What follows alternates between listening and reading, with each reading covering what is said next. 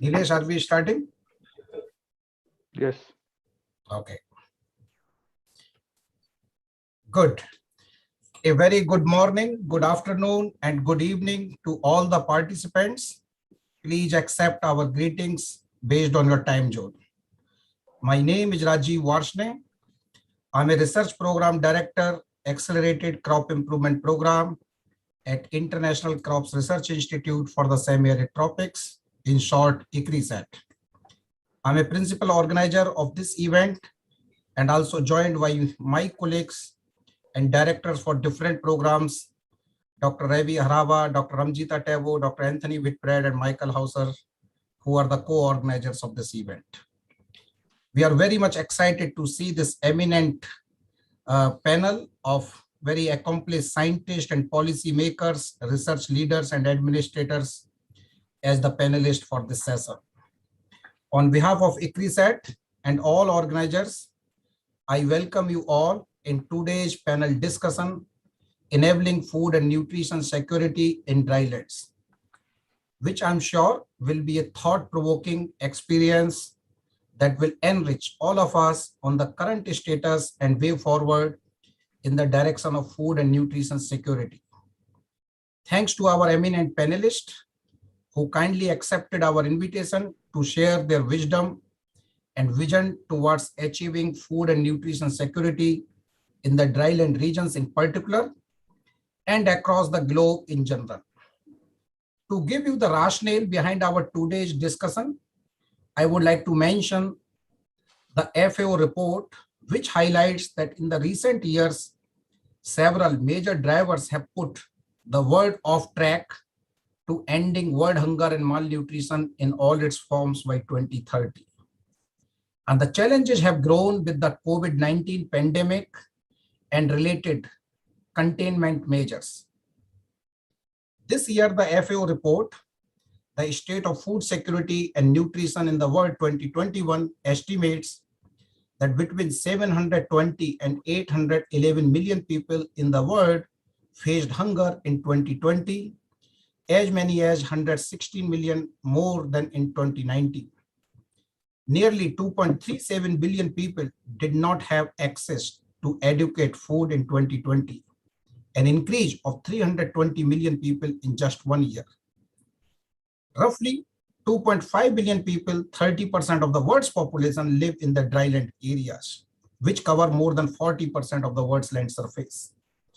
And in these regions, we have scarcity of natural resources, land degradation, and frequent droughts that severely challenge food production in these areas. Dryland areas are most common in Africa and Asia. For example, in the Sahel regions in Africa, where ICRISAT and many organizations work, and almost all of the Middle East. Productivity in dryland regions face a multitude of challenges: persistent water scarcity, frequent droughts, high climatic variability, various forms of land degradation, including desertification and loss of biodiversity. Unfortunately, no region of the world has been spared.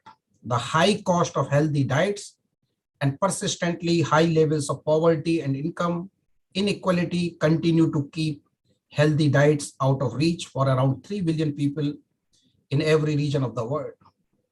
Moreover, new analysis from the report shows that the increase in the unaffordability of healthy diets is associated with the higher levels of moderate or severe food insecurity. Therefore, ICRISAT thought to organize this panel session as a side event of the World Food Prize Foundation's Day's Borlaug lecture. And our panel session is an effort to underline the urgency to enhance global efforts and define a roadmap for the international community to work in this direction. I'm very happy to share that we have received overwhelming response to our call for registration, with more than 1,500 registrations from 65 plus countries. And these countries, if you say the top 10 countries, they include India, United States, UK, Kenya, Nigeria, Ethiopia, Tanzania, Burkina Faso, Mali, and Zimbabwe. So I'm sure that we are going to have Really a fantastic session, and many people have joined on this Zoom, as well as I can see larger number of people on the YouTube as well. So now let's start the session. And in this regard, as we know that international investment is very important to address this important issue. Dr. Julian Biddle from Australian Centre for International Agriculture Research, ACIR, will share perspective as an international donor, and her name is known to all of us, but very briefly, Dr. Biddle is a director, multilateral engagement with ACIR. She has oversight of partnerships with CGIR, CAVI, the Pacific Community, World Vegetable Center, Asia Pacific Association of Agriculture Research Institutions, APARI, Global Research Alliance on Agricultural Greenhouse Gases, GRA, etc. So thanks very much, Julian, for joining us, and we would look forward to receive or to hear your perspective on this important topic. Floor is yours, Julian, please. Thank you. I'll just share my screen.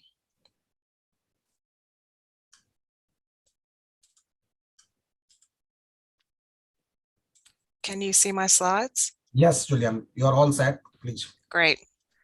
So before I dive into the donor perspectives that I'm going to share today, I'd like to share some insights about why drylands research is important for Australians and our approaches to this type of work.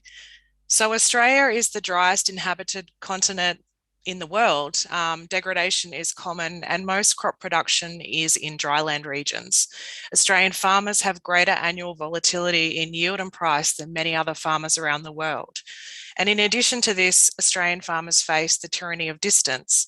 The vast size of Australia and concentration of cities to coastal areas means that farmers face transport costs for inputs and transport costs to get produce to market. And finding workers in regional areas can be difficult. This enormously variable environment means that Australia has a long history of domestic drylands research. Improved water use efficiency, precision, and conservation agriculture have been key for more productive agricultural systems in Australia.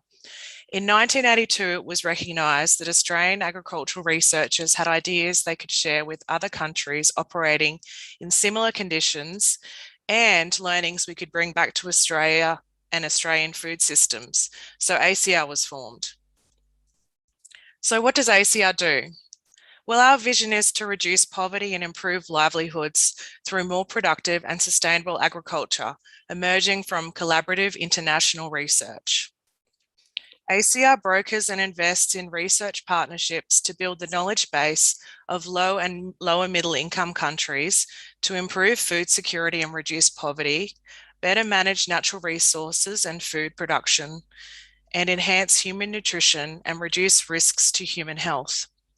While working on these objectives, we ensure that our research pays attention, in particular, to gender equality and empowerment of women and girls, more inclusive agri-food and forestry market chains, and scientific and policy capability. And as was said earlier, globally we are facing diabolical challenges associated with nutrition, poverty, population growth, disease, conflict, migration, and inequality. But drylands have these challenges plus some unique problems connected with their unique conditions of distance, soil moisture content, climatic constraints, low and infrequent rainfall, and high solar radiation. These conditions mean that dryland livelihoods are constantly vulnerable. At ACR, we share the deep global concern regarding the current state of drylands, particularly in the face of climate change. The key question for us is how can we neutralise human impacts on climate and land in these regions to achieve sustainable dryland management into the future? We do this directly through research projects. These are two recent examples of ACR's work in Afghanistan. The first project resulted in increased catchment productivity, made dryland areas more productive, and improved rural livelihoods. And the second project developed economically viable and sustainable forage production systems to reduce winter feed gaps in water-constrained provinces. But looking beyond this, ACR's most significant contribution to Drylands Research to date has been through our partnership with the CGIAR. Every year, ACR contributes a large proportion of its budget to global research initiatives led by the CGIAR. Why the CGIAR? Because we recognise how vital global collaboration is in solving our greatest challenges. At the minimum, there are two messages that I would like you to take away from my presentation. These are on partnership and gender. I'll speak about gender in the next slide. Partnership is our bread and butter at ACR, meaning it's at the heart of everything that we do. Global collaboration is even more important now than it ever has been before, as we face 2030, asking ourselves how we're going to achieve the Sustainable Development Goals. I believe the only way for us to achieve the SDGs is for us to work together, not on our own. For this, we desperately need to foster the right types of global partnerships. We need to be able to share and build on collective knowledge. We need to build on the experience of all partners to ensure transformation of dryland agriculture. We need systems approaches that link rural communities, all levels of government, natural resource management, production, inclusive value chains, rural businesses, and other areas for economic growth. The right type of partnerships help validate, build, and extend our ideas. They make our dollars go further. They share the load. They allow research to have impact in places where we wouldn't normally have reach, and they allow us to go beyond our normal risk profile. But partnerships can be difficult to establish and maintain and have high transaction costs. Many organisations like ACR aspire to do more with and through partnerships, but knowing the key components of a success, even more importantly, how to ensure impact through partnership, can be extremely tricky. A stocktaking report on donor contributions to food systems published by the Global Donor Platform for Rural Development argues for the critical need for coordination of donor funding and initiatives to effectively work on food systems, that we need measured and well-planned approaches to investment activities. We've all seen the benefits that flow from global collaboration, and we're always looking for ways to improve our partnership-based research. We want to use partnerships as tools to deliver and implement game-changing research for agricultural development for the benefit of drylands and other agri-food systems. And now on gender. ACR supports researchers to incorporate gender into every activity that they do, and ACR invests in gender research, but we all need to do more. The recently released Global Food 50/50 report on gender diversity and power in the global food system reviews the gender and equity related policies and practices of 52 organisations active in food systems, including donors and research organisations. In brief, it found that organisational commitment to gender equality is high, and that over half the organisations are transparent about their policies for shaping diverse, inclusive working environments. But it looks like this is being used as a substitute for action. As organisational leadership, CEOs and board chairs remain disproportionately male and dominated by European and North American nationals. The report found that gender, as a key social dynamic that influences opportunity, access, and power in global food systems, remains underappreciated, undercounted, and underaddressed. Another study authored in 2020 by the CGIAR demonstrates the often undervalued and hidden contribution that women make to rural dryland farming practices and the importance of building women's resilience to the impacts of COVID-19 now and after, through better transport, consistent and affordable supplies of feedstock and other agricultural inputs, digital access and support for domestic issues, like strengthening the resilience of households and whole communities. With the global resurgence of COVID-19, now more than ever, we need to make sure we do not overlook what women are already offering and empower them to do more. Thank you. Thank you very much, Julian, for very nice presentation of your interventions, and you highlighted many areas. And I think this is really good to see that global partnership is really essential, and gender plays very, very important role for this important topic. Thank you very much for your time. And I know that in Australia you are having late evening, but you are up. Thank you very much for that. So, but again, thank you for your commitment and also ACIR's commitment. Now, I think we would like to move on to the next panelist. And we have Dr. Yemi Akinbamijo, who is the Executive Director of the Forum for Agricultural Research in Africa. In short, we call it FARA, which has a continent-wide mandate on the coordination of agricultural research for development in Africa. Prior to his appointment as the Executive Director of FARA in 2013, Yemi was the head of Agriculture and Food Security Division at the African Union Commissions. Thanks very much, Yemi, for joining us. We would like to request you to share your perspective on this important topic. Yemi, floor is yours, please.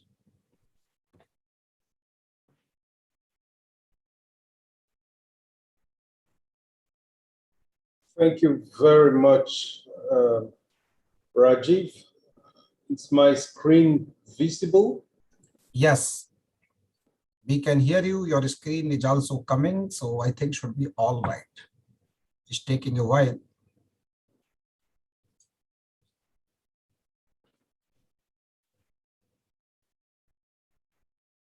Something gone wrong. We are having the black screen.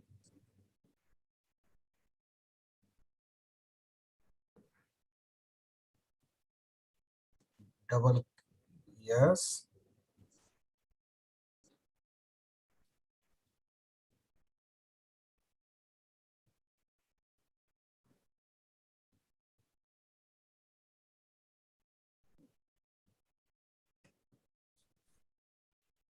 Okay.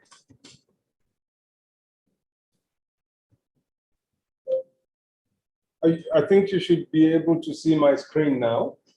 We can see the last slide and not in the slide representation mode. You please give another try. Otherwise, I will ask Neil. Yes, yes, this is good. Thank you. Thank you, Yemi. Yes. Okay. So thank you very much, Rajiv, and warm greetings to all participants from across the globe, depending on where you are. Greetings from Accra, Ghana. As introduced, my name is Yemi Akinbamijo, and it's a great pleasure and honor to be able to be a part of the conversation this morning at the International Borlaug World Food Prize event, at the side event by ICRISAT.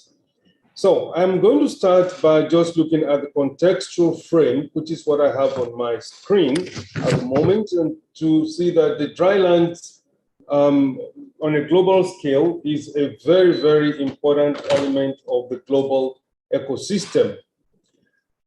We have about 6.5 million square kilometers of dryland. That's quite significant. And 90% of these dryland populations are in the developing countries, as you can see. And you find that many of these drylands, they have high levels, as Rajiv mentioned in his introduction, of physical degradation, high levels of hunger, incidences of physical degradation, poverty, and so on. So when you look at the African context, drawing closer, you find that in Africa, we have about more than 50% of the African scenario is arid and semi-arid drylands. And if I pick on a particular country, Kenya, Kenya has more than 75% of its arable land classified as arid and semi-arid. So that is just to give a bird's eye view of how significant the drylands can be when it comes to Africa and in a global perspective. So this is a very, very significant part of our ecosystem that we're looking at. The population in these geographic scope largely also depend on agriculture. But as I said earlier on, the ecological fragility of these ecosystem is also underpinned by the type of climate that, that they have. But what is also, what I describe as the double whammy there is when you look at the geographic space where the ecological descriptors are very harsh, having hunger, having malnutrition, having very, very extreme physical climatic conditions, they are also overlaid with political conflicts. So this for me is what I describe as a double whammy. You have fragile ecosystem and you have conflict. Now, these two don't go well for development, for good livelihoods. It is a cause for concern. Ecological concern, political concern, it is a cause for concern. So when we are talking about enabling nutrition security of the drylands, the odds against us are quite significant from the political side and from the ecological side. So it was so important that the theme of the African Union in 2020 was silencing the guns, making sure that we have a peaceful and a secure Africa. So that is just, putting the frame of the situation. Now, if you want to put it in a very stylistic mode, you can say that you're looking at the fragility of the system, and that is underpinned by the climate and the very difficult environmental situations and scenarios of the arid lands. And then you're looking at how the fragility leads to instability and competition for natural resources, and also the unfortunate scenario of poor nutrition security. And then you come to the situation where you have both biotic and abiotic shocks, the involuntary and voluntary migrations, and all sorts of conflicts between herders, pastoralists, livestock-dependent communities, and all of these people, all of this coming into a conflagration. And then you come to the cycle having a fragile ecosystem, having instabilities and all of that. So, but then to address all of these, there has been socio-political frames that are put in place. And these includes, like Julian mentioned earlier on, the SDGs, the Agenda 2063 of the African Union, the Malabo Declarations, the Maputo, CADEP, the STIZA, the PIDA, all of these put together, they are focusing on having a dryland ecosystem that must be given the desired attention to be able to have what is called the food secure Africa. So on a political front, there are a lot of initiatives that are geared towards keeping Africa and its drylands food secure. But then let me come very quickly to what I describe as the hole in the bucket, or the holes in plural. And this leads me to the consequences of the low institutional and systemic capacities to be able to respond to shocks. And what do you see? You find, as I mentioned before, the biotic and abiotic stresses. You have the degraded soils to cope with. You have the poor precipitations with maximum 300 millimeters of rainfall in a year. If you reach that, very scanty surface water that is very, very insufficient to drive pastoral communities and their livestock, poor policy interventions, and very poor agronomic practices. So with all of these gamut of what I call the odds that are against the arid and semi-arid drylands, what do you need? You must then work to what I call turn the tide. Now, how do you turn the tide to be able to have a food secure semi-arid and semi-arid or drylands, to have a food secure drylands? This is where the power of science comes in. Now, in looking at the power of science, and ICRISAT is doing a phenomenal job at that, in the area of genomics and genetics, genetic advancements and genetic manipulation in crops and livestock to be able to respond to the shocks or the holes that I mentioned earlier on. And then you also look at advances in forage agronomy, especially the great work being done by ILRI. We just wrapped up what is called the Innov Africa, where a lot of work is being done on forage agronomy. And you look on the other slide with a lot of biofortified crops, maize, sweet potato, cassava, and the whole lot of millets and the likes, the wheat, the rice that are coming out of the work of the CG, and what you also do with efficiency of the natural resource management. And then there are key intervention areas in the drylands, having healthy and sustainable food systems, having circular approaches, and as I said earlier on, the very good work of ICRISAT on smart food, ICARDA, SEALS, AgriMed, WALIC, SIRIUS, and all the NERS put together, having working out how to deal with the big question of nutrition of the arid and semi-arid areas. So the big issues are on this slide. I will not attempt to run through them, but just to flash that there are big issues that underpin the nutrition security of the dryland. So to be able to really run through the whole gamut of what I call the big holes of the challenges confronting the drylands, you will have to deal with these big issues as well. Now, in closing, partnership and partnerships, just like Julian said, no one institution can do this. So what we've seen in Africa, just name a few of what I describe as the partnership frameworks that are looking at how to resolve these issues around the enabling factors for nutrition of the drylands. So we have the LEAP for FNSSA, which is the long-term EU-AU research and partnership and innovation partnership. And we have the DESIRA, which is both of them from the European Commission.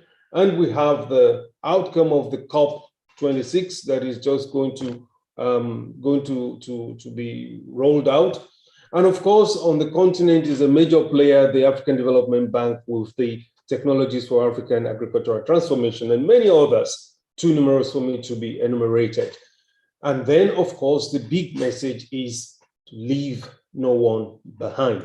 On this note, I return to you, Rajiv, and I thank you for your attention. Thank you very much, Yemi, for very nice presentation and very elegantly highlighting the different issues. And I like this thing, turn the tide and no one should be lagging behind. I think this is what we need when we are talking about this important topic. So I think thanks a lot to Yemi once again for all these interventions. Now we would like to move on to the next panelist, Dr. Jane Ininda, and she is the head of the Seed Research and Systems Development Alliance for Green Revolution in Africa. In short, this is called AGRA. She has 30 years plus experience in African seed systems of Eastern, Southern, West Africa, and in post-conflict countries of DR Congo, South Sudan, etc. She has designed and directed plant breeding interventions in Africa program that resulted in development and release of more than 680 crop varieties now commercialized in Africa through local private seed companies. And we all know seed is the starting point when we were talking about agriculture, especially in the crop perspective. So I think that we would like to request now Jane for giving her presentation. Nilesh, you would be opening the slides. So and Jane, please, floor is yours, Jane. Thank you very much and welcome everyone. And I'm very glad to be a panelist in this discussion. We can have the slides, please, in the presentation mode, if possible. So I work with ANGRA, the Alliance for a Green Revolution in Africa. ANGRA focuses on 3 areas. One of them is system development, partnerships, and country support. And under the area of system development, this is where seed systems fall. Others are, we also work on markets, inclusive financing, farmer awareness and distribution. And today I'm going to really focus my talk around seed. We can have the next slide. So as we all know that seed is one of the critical elements that is important in terms of crop productivity. When we look at the challenges that we are dealing with in Africa, as has been clearly articulated by my previous speakers, the three challenges that we are really focusing on is to ensure that we have hunger and poverty reduced.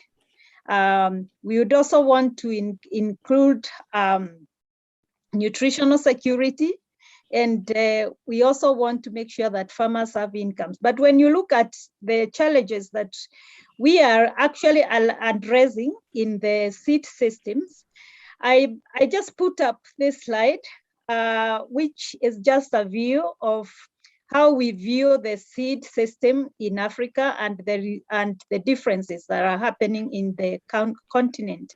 As my previous speakers have said, we know that seed is actually one of the system elements that if we can resolve, we would be able to increase productivity.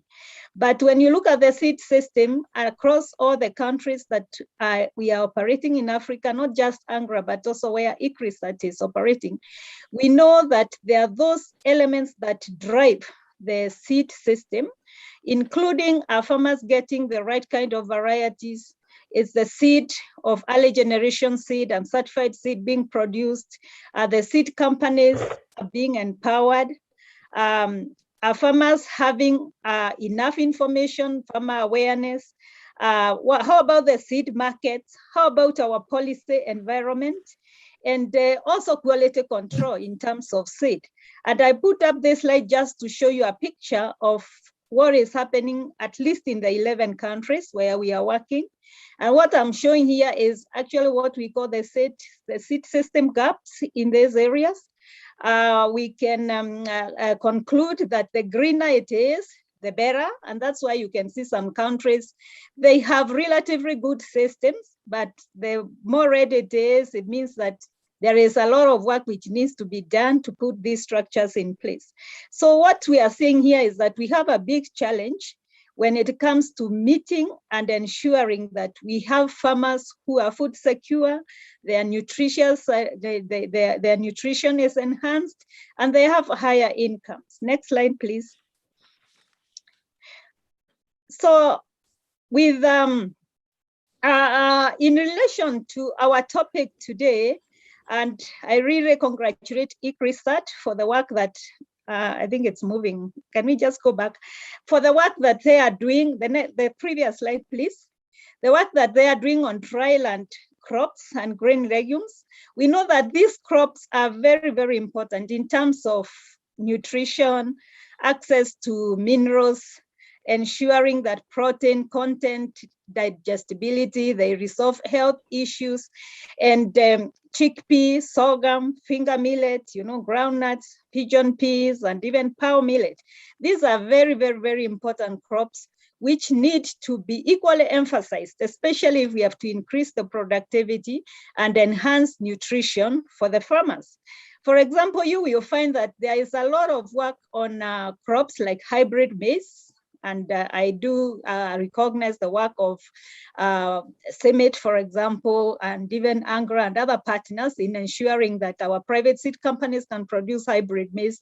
But we know that these are the crops which bring a lot of balance. And so I think just to say that the work that ICRISAT has really done on this really is work that actually enhances the nutritional balance and also ensures food security.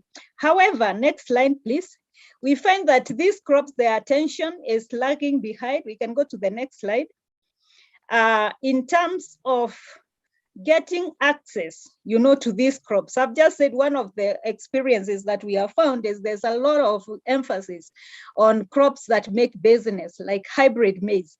And I was just showing this slide here. This is actually ANGRA data on how our seed companies performing in ensuring that seed of high yielding crops get to the farmers. But as you can see, a lot of seed production is on cereals, but even among the cereals, actually almost 90% of the total seed you find is almost on maize, and sorghum and millets only contribute maybe to the 4% and of the seed of all the cereals. Then you find legumes. They are only contributing to 12%. So what I want to say here is that there is a huge gap. And this is why we really need to invest and support the organizations like the work that ICRISAT is doing to ensure that we are able to move, these better varieties, and also partner with other organizations like working with seed companies like what ANGRA has done to ensure that seed of these varieties actually gets to the farmers. Next. So again, just to say that the key entry point in ensuring nutritional security is to start with good seed. And when we talk about good seed, our goal in ANGRA is to ensure that farmers get access to this good seed, and the seed is available and is also accessible, meaning that it's available at the right place, at the right cost, and farmers are also able to move shorter distances. And of all the elements that I've talked about, policy from crop breeding, production, farmers awareness, all these elements need to be approached inclusively, holistically, because what we have seen is that sometimes there is a tendency of us development partners and other organizations to focus on one area of the seed system, but it really needs to be very inclusive so that we can have a comprehensive functional seed system, which will then contribute to farmers accessing the best varieties in real time, and this will contribute greatly to increased productivity. Next slide. So in the areas of what I can say about the approach that I would propose to nutritional security is to ensure that we do what we call nutrition sensitive, agriculture or investments, where we target breeding, variety release, commercialization, certified seed production and distribution, especially of these nutrient-rich crops for the drylands. I'm talking about sorghum, millets, groundnuts. We need breeding which is oriented, to make sure that farmers access this diversity in real time. The second thing that I would propose is that we need to expand on the models which we have been working with in ensuring that seed of these diverse crops, not just focusing on hybrid maize, reaches women, youth, and disadvantaged group. We will find that another thing is the streamlining of seed systems in the dryland, because these are crops which you find that there's a lot of informal seed production taking place. But what we can do is to support, efforts in the research, in the seed system, so that these crops can also have the right attention, so that the farmers can be able to get that diversity which need to benefit them. You will also find that government policies are very, biased towards what we call high value crops, in quotes, like maize, because they make more business. But you find that policies which relate, to legumes and those crops of the drylands are not up to speed. So there's a lot of work which really needs to be done in that area. And the last thing is connecting the farmers to market, because obviously farmers will not produce unless or okay, they will produce for food security, but the excess needs to get into the market. Next slide, please. So basically, what we need is that change at the farmer level, at the government level, and the private sector level that ensures that, you know, farmers are having that diversity. Farmers are accessing the seed of those adapted crops in real time and at a cost that they can afford. And that at the government level, the policies are very well set so that these policies support the framework and they support, you know, enabling the healthy seed production of these crops. At the private sector level, you find that, just as I've said, there are very few private seed companies which are handling these crops. But the seed company are constrained because of different challenges that are on the ground, including even liberalization for their operations, supporting financing, and supporting in models which can work, particularly for these crops. Next. Thank you very much. That's all I had for you. Thank you for listening. Thank you very much, Jane, for very nicely highlighting the role of the seed system and also that how AGRA has been working with the international organizations like ICRISAT.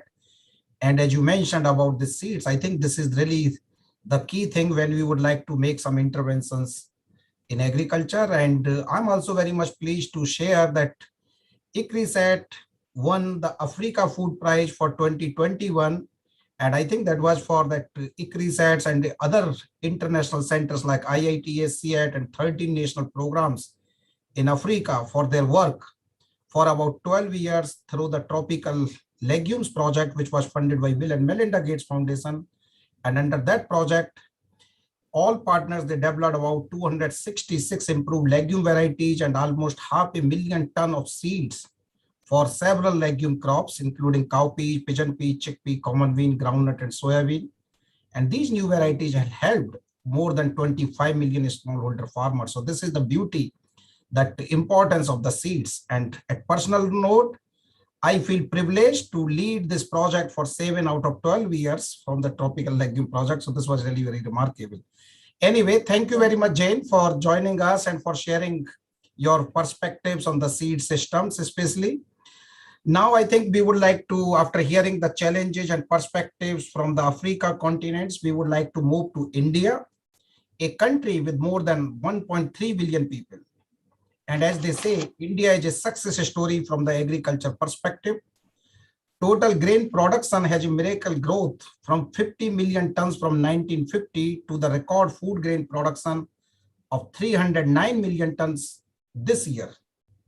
And this includes record production of 3 cereal crops, like 122 million tons of rice, 110 million tons wheat, 32 million tons maize, and record production of 24 million ton pulses.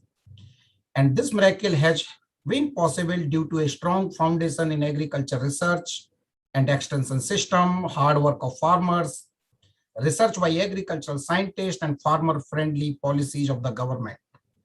And we are very much pleased to have the leader of this agriculture system, Dr. Trilochan Mohapatra, with us. Dr. Mohapatra is the Secretary, Department of Agriculture Research and Education, and the Director General of Indian Council of Agriculture Research, Government of India. He is a well-accomplished scientist and an able research leader and policy maker, and we are very much pleased to have Dr. Mohapatra with us. May I request you, sir, to please share your views and perspective from India, that how the government of India and your department can contribute or is contributing in this direction. So floor is yours, Dr. Mohapatra, sir. Thank you very much. Thank you very much, Dr. Rajiv Ashni. The other panelists, speakers in this program, Dr. Yemi, Dr. Giuliano, Dr. Jain, Dr. Arvind Kumar, and other co-organizers from ICRISAT, all the participants who are attending this program online.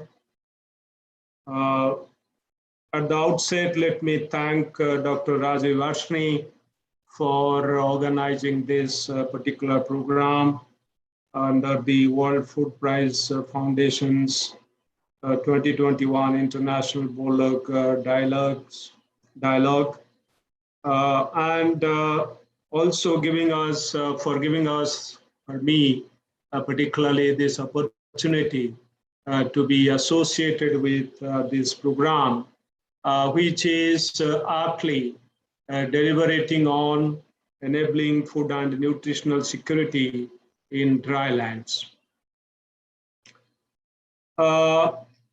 World is the very existence of civilization has been seriously threatened by COVID-19.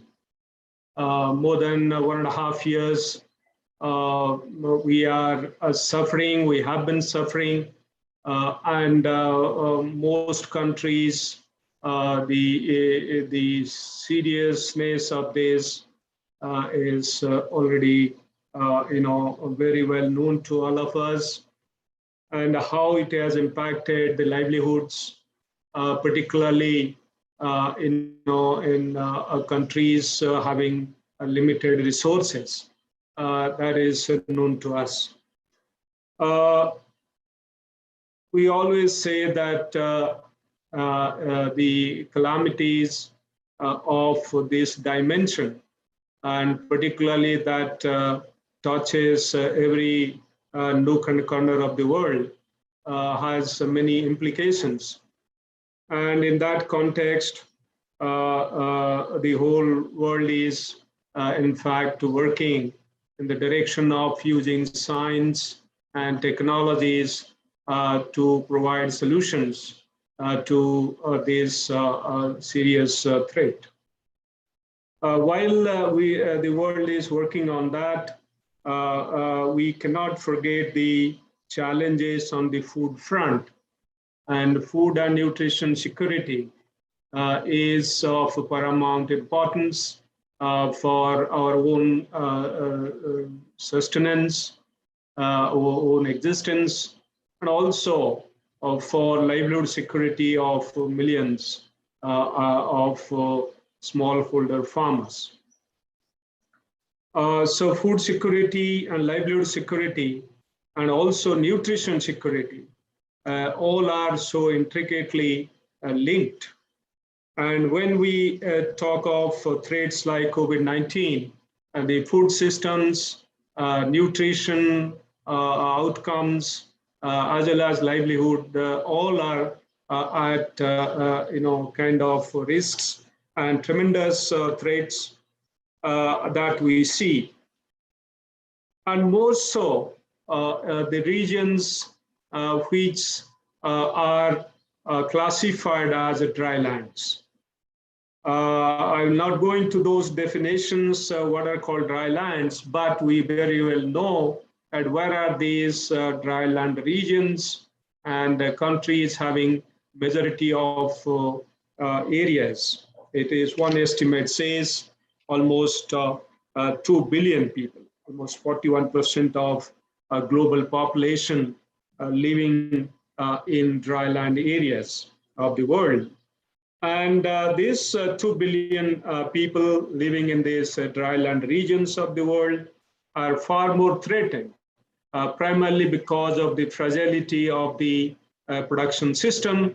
And when the food production is not adequate, and in fact, there are many challenges due to limited rainfall primarily, and then subsequently, that is coupled with many other associated problems. And as we see in India, also elsewhere in the world, that the low carbon, and high level of degradation of the soils in these regions. So that makes production systems, unsustainable and quite threatened. And obviously, the nutrition and livelihood securities are very much threatened. Because the rainfall is low and uncertain, and every agricultural operations is dependent on water. So obviously, largely monocropping is also followed. So that adds another kind of complexity to the whole issue of sustaining, in fact, human population and providing adequate amount of nutritious food to the people living in these dry lands. In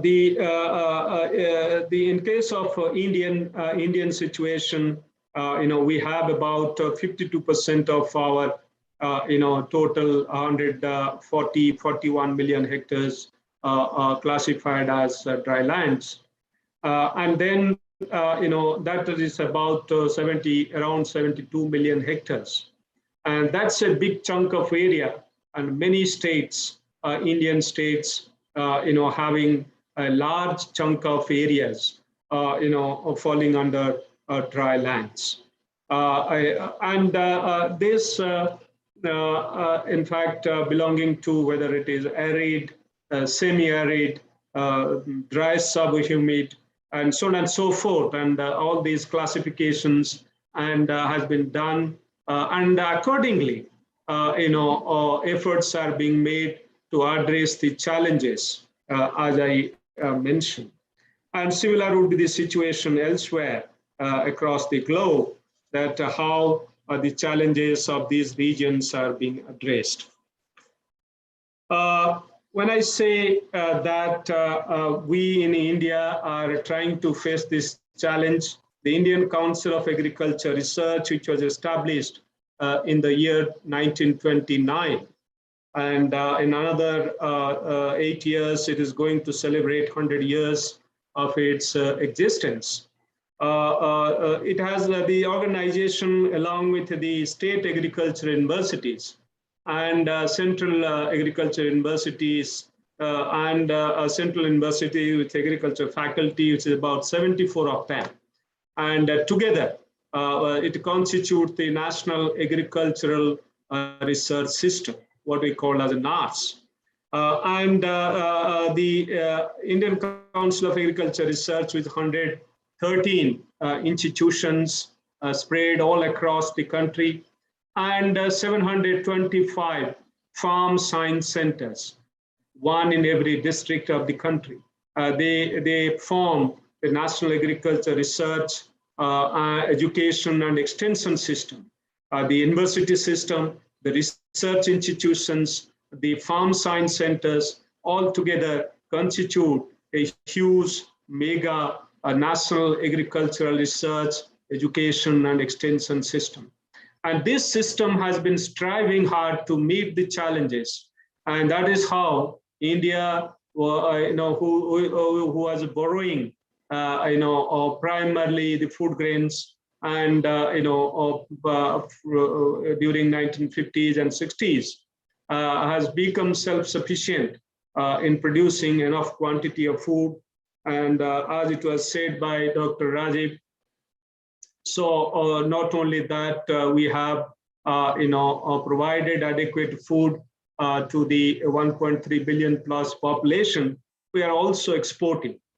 So that is what is very, very important, that the technology has been developed, they have gone to the field, and also, more importantly, farmers have adopted, and the production has increased via increase in productivity, and we are able to sustain this population and also export. We have deficiency with regard to edible oils, with regard to pulses. We have also a certain level of deficiency, not as much as in case of edible oils, but in case of food grains, we have become self-sufficient. What is being discussed today is, under 2021 International Borlaug Dialogue, that we are in. And when we talk of Dr. Normal Borlaug, we remember him in this country pretty much, and everyone knows his name, those who are in this arena, because of the Green Revolution. That was initiated those days through intervention of Dr. Borlaug by way of introducing semi-dwarf high-yielding varieties of wheat. And that was the starting point of, in fact, igniting that spark which was required in the country. And subsequently, what we have is a history. And not that we had only Green Revolution, we had the White Revolution, and subsequently many other revolutions. And in recent times, we have Pulses Revolution and a Sugar Revolution. And we are able to produce more than 30 million tons of sugar, and our requirement is about 25 million tons. And that's the reason why we are diverting sugar and sugarcane juice to produce bioethanol. Anyway, I'll not go into those details. Very briefly, focusing on the topic that how do we enable food and nutrition security in drylands. As I said, our challenges are well known. The strategies are now defined and designed to meet these challenges. The dryland ecology have its specific crops. In fact, ICRISAT's mandate crops are very much known to all of us. And we focus on those crops as well. And mention was made about the partnership. We have, partnership with, for instance, 12 CG centers. We have memorandum of agreements, understandings, and defined work plans. And we have very thorough analysis of situations and work together to, meet the challenges. And ICRISAT has been a valued partner in this whole process and developing tools and technologies, varieties, and products to meet the challenges in the dryland ecosystem. So obviously, a major crop in dryland being the millets. We have 14 million hectares of millet area and producing around the similar, kind of quantity, about 14 million tons of millets in this country. We all know that millets being nutritionally dense, having all the positives in terms of micronutrients, and also obviously, they should occupy our plates. Plates should be full of millet products, but slowly India forgot, and in fact globally also, the kind of preference that has gone in favor of cereals like wheat and rice. So now we are trying to bring back the focus on millets, particularly consumption, and enhancing production by a productivity increase. So that is our target, that how do we make millets as our major food items, particularly in dryland ecologies where they are produced more. So the varietal development is one aspect of it, but in recent years we are focusing on biofortified millets. Millets were already reaching those elements of nutrition, but we have further biofortified them, enhanced their level so that the consumption of millets leads to better nutrition outcomes, high iron, in calcium, even in case of finger millet, for instance. Finger millet is already rich in calcium, and we have further enhanced it. And similarly, in pearl millet, we have set the baseline that below that benchmark, we are not going to develop any variety in pearl millet, for instance. So with that benchmark, so both newer varieties in pearl millet and all other millets, would serve food and nutrition purposes in drylands. So that is the primary requirement. And similarly, in case of drylands, we have pulses. Some of the pulse crops, particularly in specific niche areas, whether it is pigeon pea or even groundnut. In some of those dryland areas, rain-fed, where rainfall is very little, so they are being grown. and they are also mandate crops of ICRISAT. So new variety development, nutritionally enriched varieties, they are serving the purpose. And recently, Honorable Prime Minister, last year on the World Food Day, dedicated 17 biofortified varieties to the country, and we have now more than 85 biofortified crop varieties released in India, and which are serving the purpose, and which are now more than 4 million hectares are under biofortified crop varieties in the country. And hopefully this area would increase. And in another few years' time, we should be having all the varieties biofortified with regard to the nutrients for which they are now deficient. So when that happens, so obviously we don't have to create separate market chains or separate systems and promoting separately the biofortified crop varieties. So in dryland areas, very specifically, would be able to address both food and nutrition security, by way of developing biofortified and high-yielding, climate-resilient crop varieties, and that's what Honorable Prime Minister, released 35 varieties with special traits, including climate resilience traits, to the nation recently on 28th of last month. So in brief, I would like to mention that this is one approach that how new varieties are developed, by the National Agriculture Research System, and some of them through partnerships with institutions, CGIAR institutions like ICRISAT. That is how we are trying to meet the challenge. But then that's not the only challenge. So we need to really address the water issues. So water harvesting, and the Government of India has a program, Honorable Prime Minister has given calls for drop more crops. So storage of water and use of micro irrigation system. So that area is increasing, more than 10 million hectares now under micro irrigation. So government support is there. So the schemes are there. So that is another way of addressing the kind of production issues and challenges under dryland ecologies. Whatever water falls, so the call is the harvest water wherever it falls and whenever it falls, and that's the kind of slogan with which the Government of India is working, and trying to actually utilize every drop of water as rainwater whenever it is falling and wherever it is falling. And I think this should give a big push. It has already brought a kind of paradigm shift in our thinking process.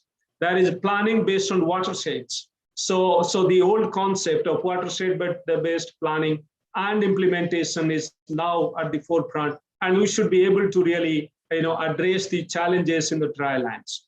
In the drylands, there are most vulnerable districts, and we have identified them. 150 villages we have identified, and we have made them climate resilient villages. And they have grown now into clusters, and technology intervention and climate risk management village committees and fodder banks, seed banks, and many other interventions and large-scale technology demonstrations and trainings which are happening. They are enabling these villages, and we call them as climate resilient villages. So in the dryland system, if we want to really address the challenges, it cannot be just some crops and the monocropping system that would address the challenges in the dryland ecologies. We need to go for integration and cropping system mode operation. That's what is promoted through these climate resilient village platforms. So what is more important? We need to really address the income of the farmers in the dryland in addition to livelihood securities. So livelihood security and nutrition and food needs are to be met squarely, as I highlighted. But that's not really enough. What is important also, that how do we increase the income of the farmers in dryland ecologies, which is very challenging and fragile ecologies. And there, Honorable Prime Minister has given the call, Honorable Prime Minister of India has given the call that doubling farmers' income. In fact, that's our endeavor, to double or go beyond doubling farmers' income. And that is possible, and we have demonstrated. If we integrate crop system with the animal husbandry system and field crops as well as horticulture crops, if they are integrated. In case of horticulture crops, our focus is on, we have identified several crop species, and that is what we are focusing on, the vegetable crops, the spices, the fruit crops, and all together, these are now earmarked to be actually cultivated in these regions so that we are able to address the problems of income, low income. 13 fruit crops, including bear, amla, and then pomegranate, and many others. I'll not go into those details. 19 vegetables which you have identified for dryland ecologies, which can go along with the field crops like the millets and other field crops. And similarly, 7 spices, including coriander, cumin, and 3 medicinal plants, and which you have identified, and they are being promoted in a cropping system mode and intercropping mode, some fruit crops with some vegetable crops, so that the income of the farmers are doubled at least. And that is what has been demonstrated large scale in many areas. Not only that, very importantly, we are exporting. For instance, the pomegranate, the one variety which we developed called Bhagwa, and that has occupied 85% of the area. And recent publications, you can see one in Nature, and how the consumption of pomegranate can address many issues of nutrition as well as health. So I'll not go into further details, but in addition to this, we are promoting small ruminant agriculture in dry lands in an integrated fashion. And particularly the goat and camel, they are all known very much, and sheep, they are known very much in to be surviving, thriving well in dryland ecology, in arid ecology, for instance, and very severe kind of situations they thrive. And also very importantly, we have characterized their milk and the way they provide nutrition and also health benefits. That has been already established globally and also nationally. And that is what we are promoting. And we have actually registered and identified several breeds of these animals, 34 breeds of goats, and some of them thriving very well on dryland ecology situations like Sirohi breed in Rajasthan arid ecology, doing exceedingly well, and meat as well as milk, both. And similarly, 44 breeds of sheep, and also some of those camel breeds which are identified. What is important is more than that, not only promoting integrated systems of operation and farming for enhanced income, but what is important is linking production to market and bringing in entrepreneurship to establish value chains. And these entrepreneurs, young entrepreneurs, are now incubated in our incubation centers. 30 of those were there. Now we have increased to 50 of them. And these incubation centers are incubating young entrepreneurs and who are actually bridging the gap between production and consumption. And the farmer producer organizations, 10,000 of them which are being established, they are producing and they are linked to the market through entrepreneurs. And the processing value addition takes place in between. And that is how newer technologies, digital platforms are being mainstreamed to address the problems of dryland farming.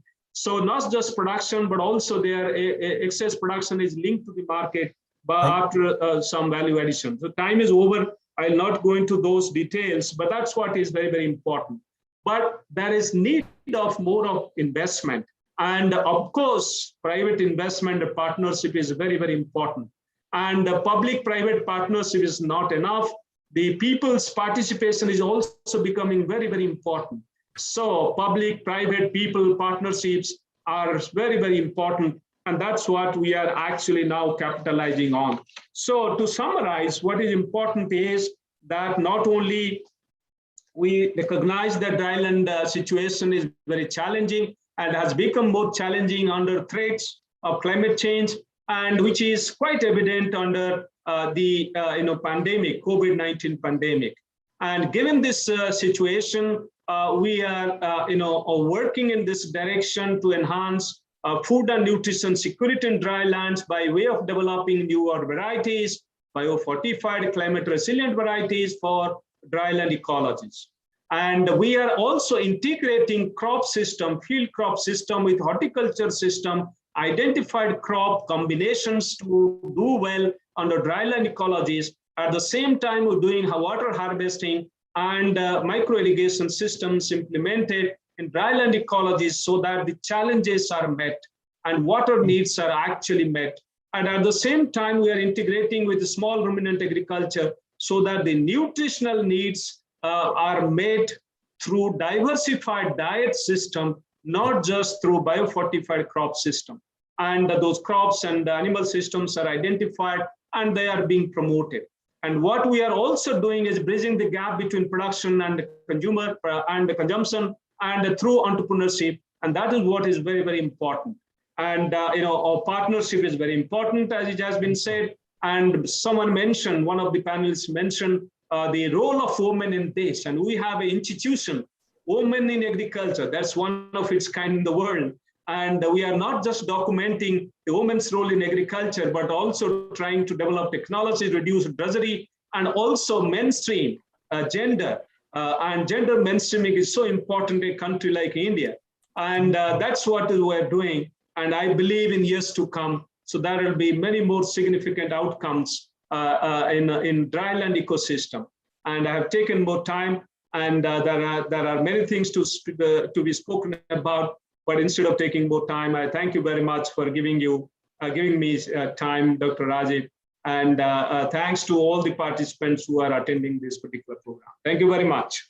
Thank you very much, sir, for all these interventions. It's always great to listen to you, and you have covered the whole value chain, starting from the crops, livestock, through the water, digital agriculture, gender. I think all these things what ICR and SA State Agriculture Universities have been doing under your leadership, we greatly appreciate. Thank you very much once again for your contribution to this very important meeting. Now, finally, we would like to have one more panelist, and who is Dr. Arvind Kumar. He is our Deputy Director General Research at ICRISAT. And as all of us know, and all these panelists mentioned, that international organizations like ICRISAT and other CGR Institute and many other forums, they play important role in the space of food and nutrition security. And we are bringing Dr. Arvind Kumar, who is the DDG Research. He leads and provides strategic direction to ICRISAT Research in the area of climate resilience, nutrition, crop improvement, genomics trade development, crops, water, soil, disease management, policy, agribusiness, market linkages, and capacity development for ICRISAT mandate crops, grown mostly in the semi-arid tropic regions of the world. So we are very much excited to have you, Arvind, and we would like to invite you now for your interventions. Meanwhile, we can see several questions in this question and answer session, and I would like to request our panelists, if they would like to answer some of those questions there, this will be great, because we will have limited time. But nevertheless, I would invite some of those panelists also to answer some of the questions live as well. And I request attendees to type their questions in that Q&A sections. Again, so thank you very much, Arvind, for joining us. Now floor is yours, and I think the Nilesh is going to have your presentation on.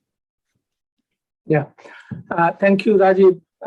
Good morning, good afternoon, good evening to people who are attending this side event enabling food and nutritional security for drylands, a side event for the Borlaug Dialogue on the eve of the World Food Prize Foundation, from the side of the World Food Prize Foundation. I also take this opportunity to thank Dr. Yami, Dr. Julian, Dr. Jain, and Dr. Mahapatra for expressing their views and the knowledge with the audience, which has been quite enormous, and a lot of it brings a lot of benefit to us. And it also makes my task very easy. On behalf of ICRISAT, I will be talking about enhancing productivity, nutrition, climate resilience, and income in drylands, and what ICRISAT is engaged into. Next. So we all know what are the constraints to agriculture in the dryland. And I think there are enormous constraints. And with the climate change, these constraints are increasing. But I would like to mention some, and which many of the four of the speakers, they have mentioned. One is the low productivity, large yield gaps, weak seed system, poor nutrition, water scarcity, land degradation, nutrient depletion, poor mechanization, poorly functional input and output market, underdeveloped value chains, and poor capacity and knowledge. And also we have this lack of access to women youth-oriented technology. ICRISAT as an institution works to address these and many other challenges in the dryland areas of Asia and Sub-Saharan Africa. And I will be bringing some of the work that ICRISAT has been doing over the years. Next. For improving productivity, as Dr. Mahapatra mentioned, that this is one area where the crop improvement has to have enormous contribution. And I remember whenever I talk to him, most of the time he mentions that how we are going to have a quantum jump in the yield of the millets and the legumes on which the ICRISAT works. So we are engaged into product profile driven targeted breeding. We are engaged into using the genetic resources, creating the genetic variability through use of the gene bank, the wild relatives, and the mutation. And in fact, the earlier speakers have mentioned about ICRISAT contribution in the genomics. I was so happy to hear. You know, we have done tremendous work in the area of the genomic, whether it is creating the reference genome, pangenome, gene expression, genotyping arrays, or also better understanding of the crop genomes, development of the markers, diagnostic markers, QC panel, and high throughput genotyping platforms. We just didn't develop these technologies, but we have used this technology together with the number of partners, especially in India and Africa, where we have used these genomic technologies, shared these knowledge, and have demonstrated it into the breeding. We also work towards using the novel breeding approaches, not only combining the molecular breeding with the standardized phenotyping, but we are moving towards prediction-based breeding, also accumulation of the superior haplotypes, and of course, the mainstream nutrition, climate resilience, and biotic stress resistance in breeding of all the crops that we do. And of course, we have followed the standardized multi-location testing, and we take data-driven decisions to promote better high-yielding varieties. Rajiv mentioned that for our work over years, in 2021, we have been recognized with the award Africa Food Prize, and we feel proud that we work with number of partners in both Asia and Africa. Although we got the award for Africa, but we did quite good amount of work in India and Bangladesh also on the legumes, for which we benefited more than 25 million farmers. Next one. The work that we did towards the yield gap, closing the yield gap. I just put this the figure that you can see that how much is the yield gap, the yield that we get on the station and the yield that the farmers get.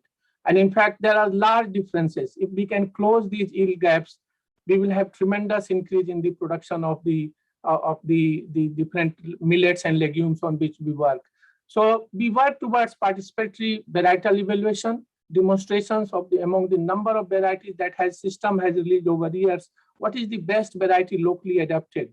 And in fact, we identify those varieties, and then we also work on that we have the quality seed available to the farmers. At least I see 2-3 speakers talking about the seed availability, the quality seed availability, and we work towards that. In fact, the legume project and also our millet project earlier was based on the quality seed availability. And then we do the appropriate planning based on the climate and weather information. And then this combination of best variety and the best natural management technologies, we try to reduce this yield gap. It's a challenge, the challenge that we see in the drylands, but we try our best to address the challenge that how best we can reduce this yield gap that we see at the research station and then on the farmer's field. Next one. And then in the seed system, we know that what the seed system, and the other speakers have also talked about the seed system for the crops that we are working on are less developed. And in fact, we need to ensure that there is a timely access of high quality seed of climate resilient, nutritious, high quality varieties.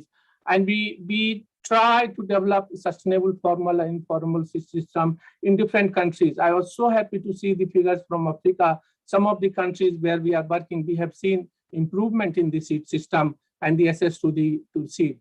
We also link digital information, digital market intelligence system with the seed, and we also mainstream the informal seed sector models, working with the government, through the government, through the institutions, the country institutions, and we work with them and assist them to improve the seed system. We engage women to harness entrepreneurship opportunity in the seed sector, and we create most needed linkages between public and private sector to strengthen the seed system. Next one.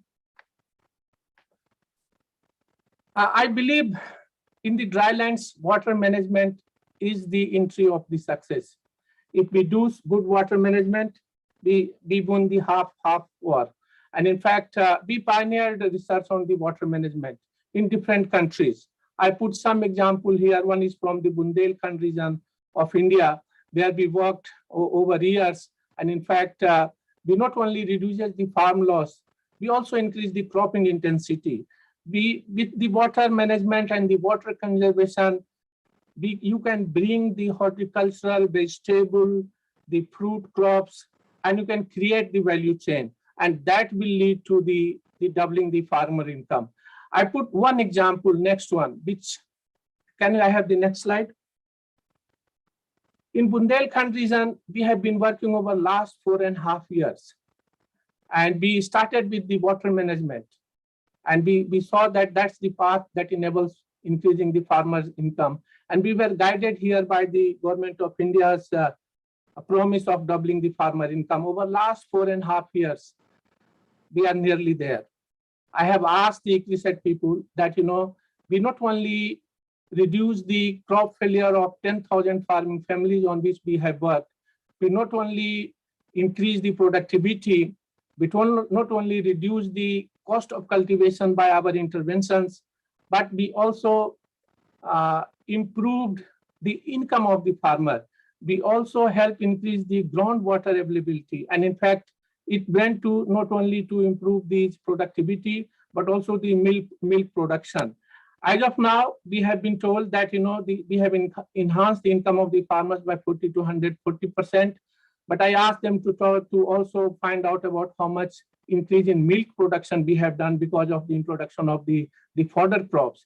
And they are working on this. I have high hopes that in the end of the 5 years, we will be able to report to Government of India that in the drylands, this is one example where we have nearly doubled the income of the farmers by bringing all the interventions which Dr. Mahapatra was talking, most of the interventions which Dr. Mahapatra have been talking about.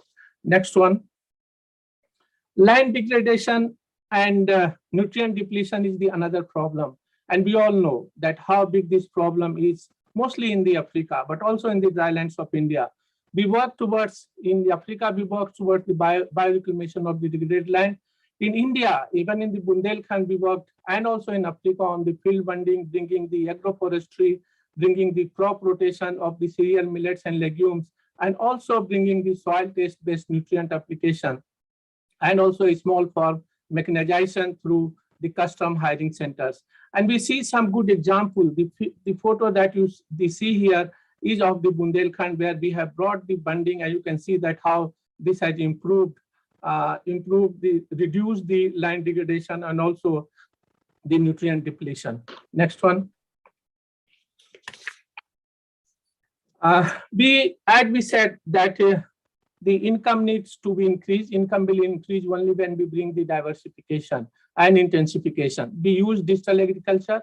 We use GIS and remote sensing to map and identify suitable areas for identification, and then we bring the appropriate crop and their appropriate varieties. And in fact, we have been able to increase the cropping intensity. We also practice the soil health mapping and soil test-based integrated management practices. We bring the short duration, stress tolerant, climate resilient variety, not only of our crops. If you have to work on the landscape level, you have to see also that which crop and which variety of the previous. So we also provide the advice to farmers that you should grow this variety of the crop which you grow in the wet season. I put here two examples on the digital agriculture on which ICRISAT has been working with the Government of India and several partners. One is the Meghdut, where we partner with the Government of India and provide the weather forecast to number of cities. And the other is Plantix, where we work with number of partners, in fact, for controlling the disease of not only ICRISAT crops, but beyond. number of crops and more than 500 diseases of 35 crops. Next one.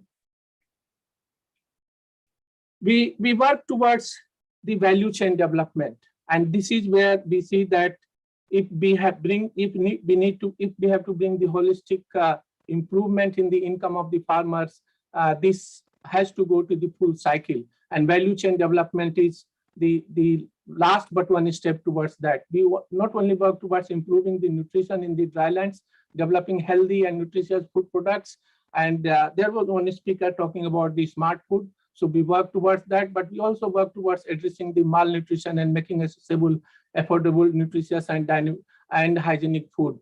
But also we partner with, we cannot do it alone. We partner with the number of regional and national governments and non-government organizations in Asia and Africa on value addition, strengthening local value chain, and addressing malnutrition. Few of the activities that we do is the capacity building and skill development program for farmers, implementing collectivization and value addition business models. And you see some of the examples where the government of India has recognized us as the Ministry of Tribal Affairs as the Center of Excellence, Center of Excellence for the value addition. And also we handhold and mentor the startups and also the farmers producing organizations. And we have implemented several of these in Asia and some also in Africa. Next one.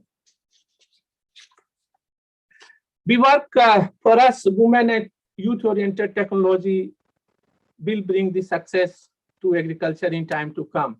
And we work towards that. We not only unveil the gender and youth nuisance in research for development, but we also try to understand that what is their need and how we can reduce the drudgery for them in the agriculture. And in fact, we develop then gender appropriate technologies that we try to implement, and we assess women and youth-led pathways towards the food system transformation. And we also work towards strengthening their capacity. Next one. Last slide from our side is on knowledge and capacity development, which is one of the strong arms on which we believe that we partner with number of institutions and we can make bigger gains than as an institution alone we can make.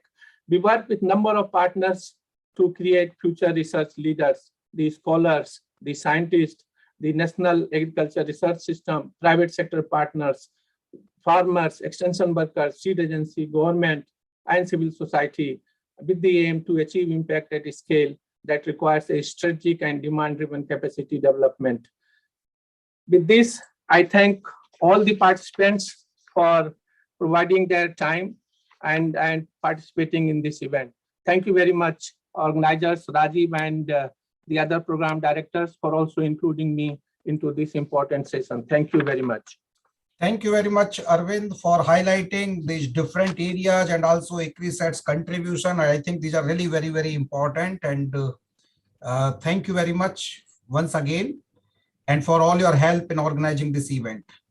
I know that we have limited time now, but I was very happy because we wanted to have some panels session or interaction, but I'm very happy to see many questions and suggestions raised by the participants have already been answered in the chat box. So thanks to all those panelists who have answered. But we would like to take 3-4 quick questions, and I would like to request each panelist not to take more than 1 minute time so that we can have some quick questions and answers. And we have the panelists and also all other co-organizers, so we can invite some of them to answer those questions.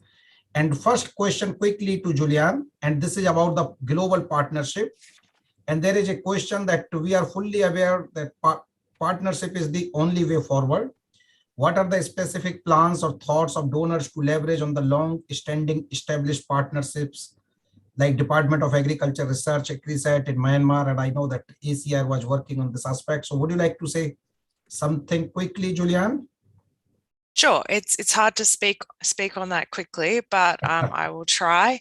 I guess broadly looking internationally about partnerships, I'm hoping that we'll all look back on this year, a year of UN Food System Summit and COP26, and realize that this was a pivotal year where we really took partnerships to the next level. But talking down, I guess, at a country level, in a country like Myanmar, which is a difficult place for us to operate at the moment, we're really valuing the partnership that we have with organisations that have a presence there, because we can't travel in Australia. I know other countries have begun travel, but we still have quite strict travel restrictions. So through COVID, we've found great value in organisations that have a physical presence in country.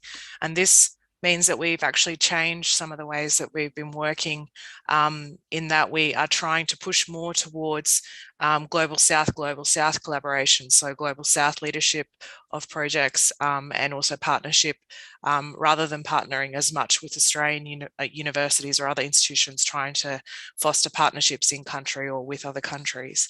But in Myanmar, one of the great values has been that we're operating through multilateral organisations in that space, because the Australian government has limited our ability to directly connect with institutions in that country. So without partners like ICRISAT, we wouldn't have been able to continue our activities there. Thank you. Thank you, Julian. May I request all panelists and co-hosts to open their videos so that we can keep on having the questions, quick questions. And now my next question is to Ravi Haraba, who is also our co-organizer. Though this question was answered by Julian, but we would like to have some feedback from Ravi. Question is, how do you think that how women are effective in developing countries, especially in agriculture and food system? What is your take on this, Ravi? Thank you very much, Rajiv. First of all, I think there is evidence that equality and women empowerment in food system will certainly result in better food and nutrition, and also resilient and sustainable system. There is evidence that today, I think women are the key actors of every part of the food system, particularly here in developing countries like Africa. And when you look at the statistics, you have 60 to 80% of the women actually involved in food production. 1/3 of SMEs are actually women. Now, what is critical is to really make them more effective. We need to empower them. I think we have heard from the panelists the key areas that are really missing. For example, we need to make sure that women, they have better seeds, good quality seeds, but they also need to come with technologies that can be able to reduce their drudgery. For example, what we have just said, what we are doing in ICRISAT, in making sure that technologies like seeds, they go with better mechanization, but there is also the aspect of processing and value addition. We also need to make sure that there is access to markets. Women, they are the ones, if they get money, they'll make sure that priority gets to food and nutritional security at the households. And these are the critical areas that we need to make sure that women, we are empowering them in order for them to be effective in these food systems. Thank you. Thank you very much, Ravi. Very nicely put these things. Now I would like to request Anthony, and very quick question. And this is about that how can we minimize the use of synthetic fertilizers in semi-arid and dryland regions? Okay, thanks, Rajiv. Well, minimizing the use of synthetic fertilizers should be an important aim in all our work in farming systems. In practical terms, many of the soils in the semi-arid are degraded, so they've been degraded through years of overuse, and they're often infertile. So to produce resilient, nutritious crops and forages, we need to put in some kind of external inputs. These don't necessarily have to be synthetic fertilizers. They can be often organic inputs as well. However, many of our soils are deficient in nutrients such as phosphorus, potassium, sulfur, and micronutrients, which we often can't supply with only organic sources. In all cases, I think the application of organic and inorganic fertilizers is a possibility and must be driven by things like understanding soil fertility, placing the nutrients at the right place at the right time, and also conservation and restoration of soils through best practices. So I'll stop there. Thanks. Thank you. Thank you, Anthony. One question to Jane. And this question is because I think this is related to your work, that what steps have been taken so far by the different governments in closing up the seed system gaps, considering that Uganda seemed to be the performing better, and what program learnings can other countries take and adopt it? Jane, would you like to answer? Yeah, thank you very much. The question relates to why some countries are doing better, others are not, well, they are not doing as good. But what I can say is that in all the countries, what is needed is first the right diagnosis of what is missing. That's like the seed system elements, because not all countries are at the same level in the research, in seed production, and even in the distribution. If you look at countries which are doing fairly well, actually there's a lot of investments which has gone in Kenya, in Uganda. Angra, for example, we invested heavily in training scientists, more than 600 scientists to the MSc and PhD level, I mean, across the countries that we are working in. ICRISAT has invested so much in training and building the capacity. We have also supported breeding, and variety release, and supporting even seed companies. So one of the things that the government needs to do, first of all, is to have good policies, because without the right policies, we cannot have good environment for seed business. Yeah. If you look at these countries which are fairly advanced, actually, the government has good policies for liberalization, in the seed industry. And we need our development partners as well, support, because all these things need resources, they need financing, they need support in training, they need to target the right groups, just like has been said, like REBI. And so, yeah, so there's a lot of investments which is actually needed. So really it is just advancing and scaling up these models and ensuring that the governments are involved as partners, because resources are really needed. Thank you very much, Jane. Thank you very much. Next question, I think I would like to ask Ramjita to answer. And Ramjita, question is that although we have learned from this session, there are many high yielding varieties are released, but even then, why is the yield gap so large in the dryland regions? And what are the major contributing factors to such large yield gaps, or maybe that how we can make some intervention? You have been working in Western Central Africa for a long time, Ramjita. Thanks, Rajiv. Yeah, why the improved varieties are not being adopted by the smallholder farmers in Africa? I think we go back to the issue of seeds. We have developed those varieties, the seeds are available, but they're not affordable to the smallholder farmers because they have to buy them and they don't have the resources to buy them. Now, the other issue is really that of the fertilizer. To exploit this potential of those materials, you need to apply fertilizer. Again, the prices of fertilizer are so high that the smallholder farmers in sub-Saharan Africa are not able to afford that. We have tried what we call the warrantage system, the inventory credit, and the fertilizer microdosing, which have made the use of fertilizer a bit high and also promoted or enhanced the adoption of crop varieties, but this is really quite limited. I think we need more investment into agricultural research, as Jen or somebody has said. I think we need to empower the women. We need to get the youth back to agriculture. There's a lot of accompanying measures that the governments have to do, the policies, make things available to them, link them to markets to ensure that those varieties are adopted by farmers. I will go on and on, but I think I will stop here because there's so many challenges. Yeah, thank you, Ramjita. And I think another question I would like to ask Michael Hauser, and this is about that, this is especially in the Indian context, but economics related thing. The question is purchasing power of majority of Indian, which disable them to have fruits and vegetables in their daily diets. World's largest number of malnourished people are in India. Kindly suggest how to increase the purchasing power of people. Well, thanks, Rajiv. I guess the question is not only relevant for India; it's relevant for all,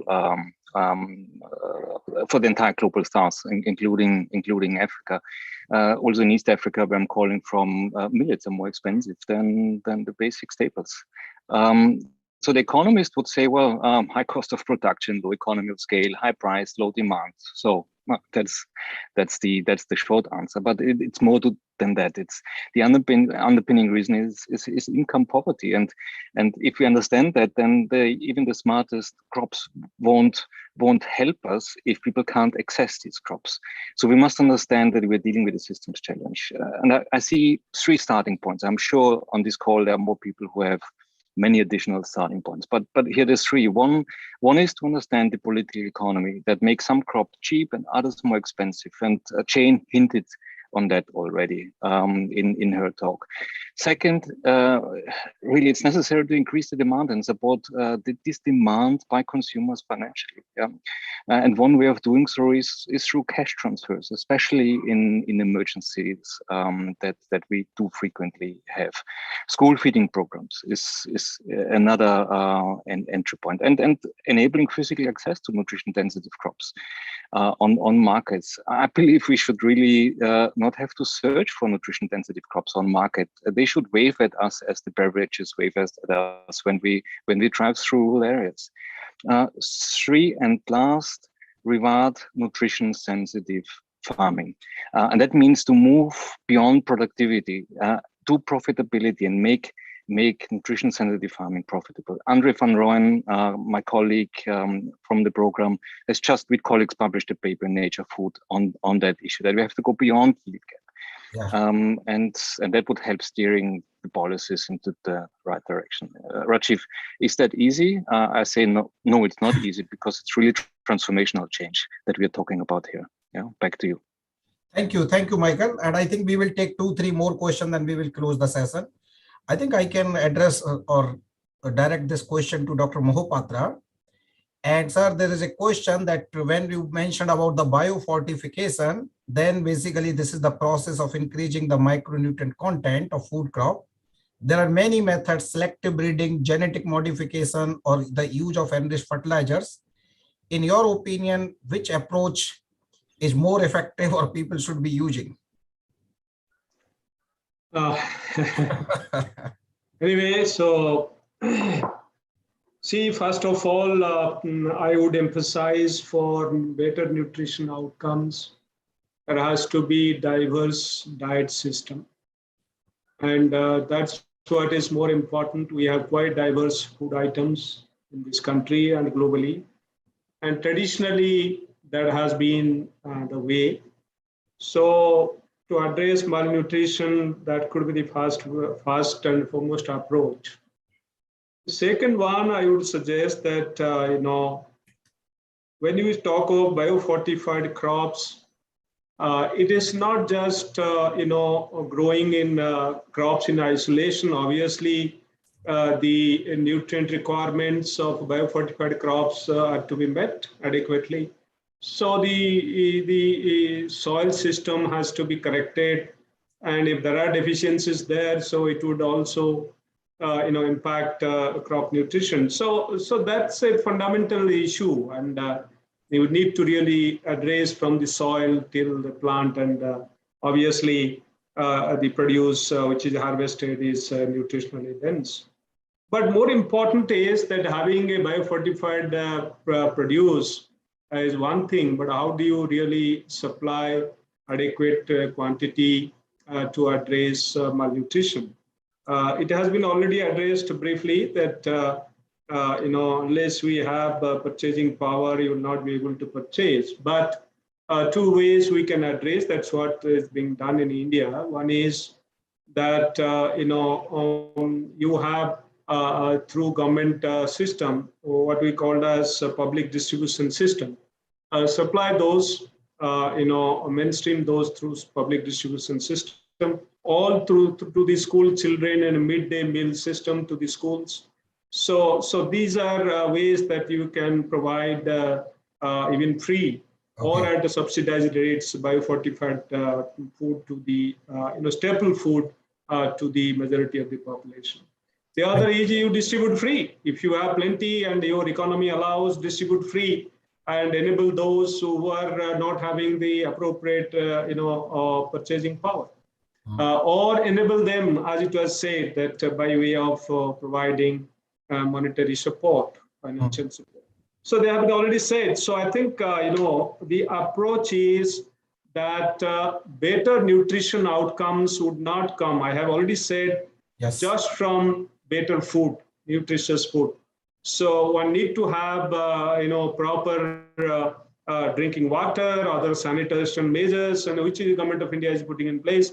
So obviously, so it's an outcome of several other things. Okay. So I will stop here. So thank you.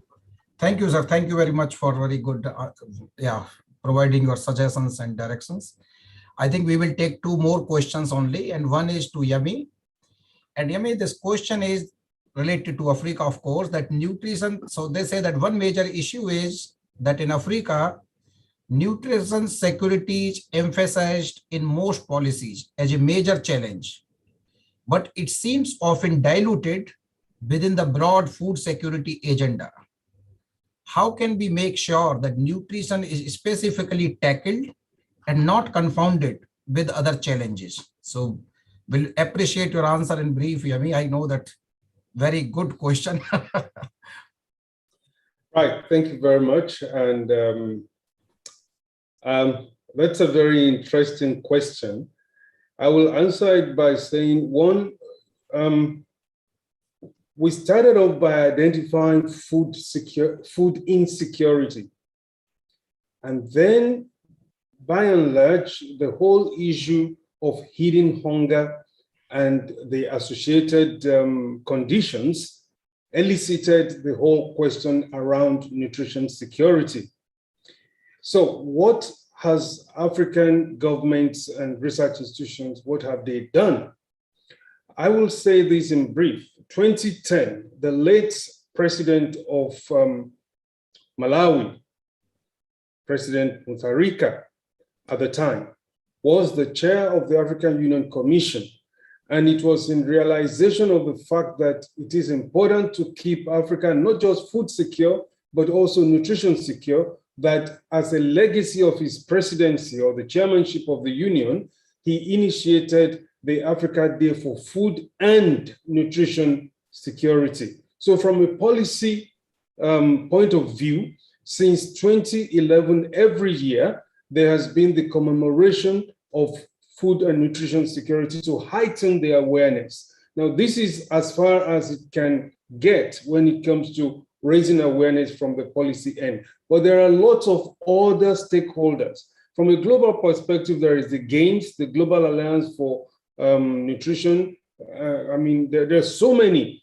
SON, the Scaling Up Nutrition. There are so many of these kind of awareness creation that are addressing the issue of nutrition at grassroots level. So we know that this is a challenge, and there are so many other ways of raising these, trying to deal with this situation at the grassroots.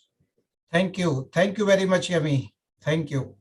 I think the last question I would like to request Arvind, and this is more related to ICRISAT, and I have little bit moderated this question.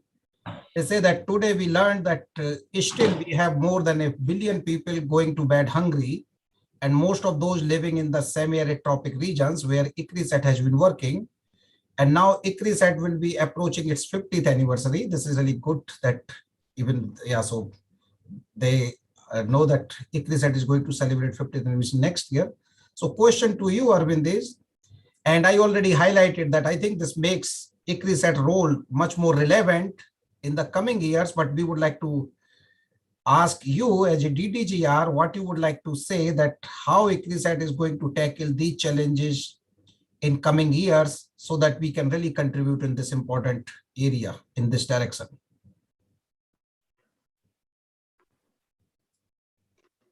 I think you need to unmute, Arvind. Thank you for this question. ICRISAT believes in science of discovery to science of delivery, and this is where we are going to strengthen our effort. We know the problem, but we also know that just by working on our crops, we will not bring the holistic development in the drylands. So we have started targeting that we work at the landscape level to improve the system productivity of the drylands. That includes not only the productivity of our crop, but also bringing vegetables, fruits, oilseed crops, agroforestry, livestock, and this become part of the whole dryland approach. In future, we will work very more closely with the different governments and the institutions in the drylands to ensure that we bring that holistic improvement of the system productivity in the drylands, so that we ensure that in time to come, no farmer goes hungry to the bed. Thank you. Thank you very much, Arvind. This is a very positive approach. And I think this also highlights that international donors, investment, partnership, and all these areas which other colleagues highlighted, this is very, very important.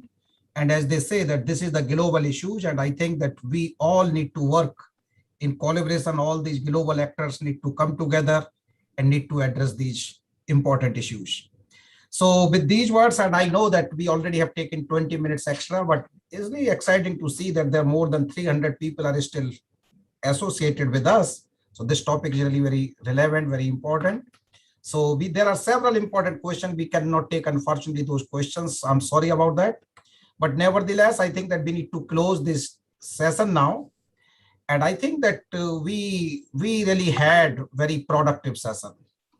And I think that this session has provided all of us a better understanding about this important topic, food and nutrition security in dryland regions. All of our panelists and also our co-organizers, they really shared their wisdom, their vision, and also we had really very, very good questions and suggestions from our audience. And I could see from the names, there are really very many of our collaborators, well-wishers, and they are there, and they have long-term collaborators. So I think we really had the good understanding on these topics. In my view, I personally got very much benefited, but I hope that the researchers who have joined this session, they will be able to develop a good roadmap. Policymakers, I think they have been able to make or to understand, appreciate the importance of the good investment, partnership, etc. And I'm sure the young generation, by listening all of those eminent panelists, is inspired. And I think this is one of the other important topic area on which World Food Prize Foundation work, that how we can ignite, how we can inspire the young generation. So with these words, I would like to close this panel session. But before that, would like to thank the World Food Prize Foundation for giving us this opportunity to organize this interesting session. And on this occasion, we would like to thank the leadership of ICRISAT, especially our Director General, Dr. Jacqueline Hughes, our Deputy Director General Research, Dr. Arvind Kumar, for providing all the support, and all the co-organizers who are here to organize this event. And as I said earlier, the credit for this success goes to the eminent panelists who are accomplished scientists, policymakers, research leaders, and administrators. So we are very much thankful to all of you. And from ICRISAT side, many colleagues, especially Nilesh Mishra and Prasad Bajaj, they have been helping us. Communications department under the leadership of Raman Pichoy has provided great support, and several colleagues from their department, they really made this thing very much successful. So with these words, thank you very much, one and all, and thanks to all audience that to join this meeting. And we really appreciate all your time. And I know that for many of you, this is really not a good time. I know for Julian, this should be midnight there, but you are here. So thank you very much. And I think the same thing for many other participants and the panelists. We are grateful to one and all. Thank you very much. Thanks once again, and have a nice day, nice evening, and good night. Thank you very much once again. Bye-bye. Thank you. Thank you. Bye. Thank you. Bye, Thank you very everyone. much. Bye-bye. Bye-bye, everybody.